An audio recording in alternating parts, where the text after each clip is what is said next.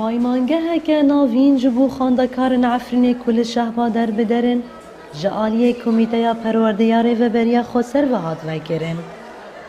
آواهی پایمانگه که به ناو ویان امارایه بری زندان رژیم سوری بو که جبر شرحات بو کاول کرن لی کمیته او سر راست کریه و گوهری جه فیربون و خواندنه.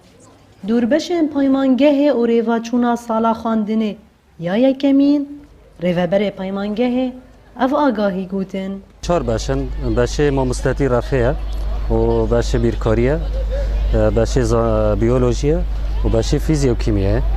ذاتاً دفتر داستانگی ماموستاد کشینن جبر کو ابن پیدوین اکو جبو درس داینه آنجی آلاوین کو ماموستاد درسا بدن هنکی پر کمه. دفتر دام آستانگی و پر دکشینن خاندکار جی آستانگی و دکشینن جبر کو روشا کوچبریه.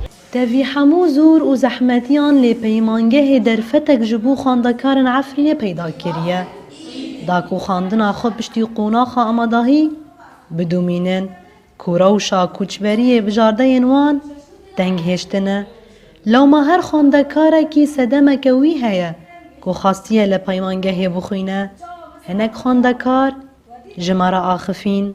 بمورالا کی پر بلند در بازی في پایمانگه بون و ام بهیوینا بس سرکفتن ام در باز ببن و شهدای خوب قاتینه تاوی گو ام نکانین در بازی زانینگه روش آوا ببانه جبرکو ام نکانین مالباتین خدای ام دور کفن.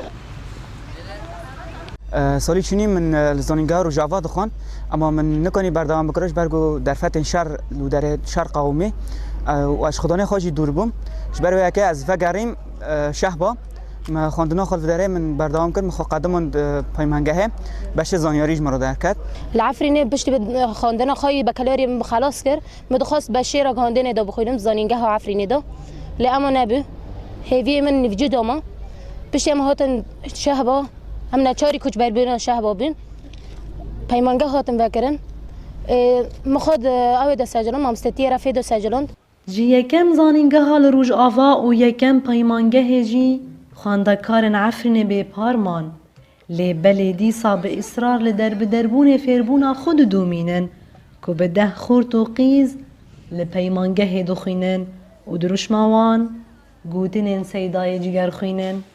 خواندن نبه کس ناچه پیش پیدا دبن پر دردو ایش. نوروز را شادنگ امریکا شهبا.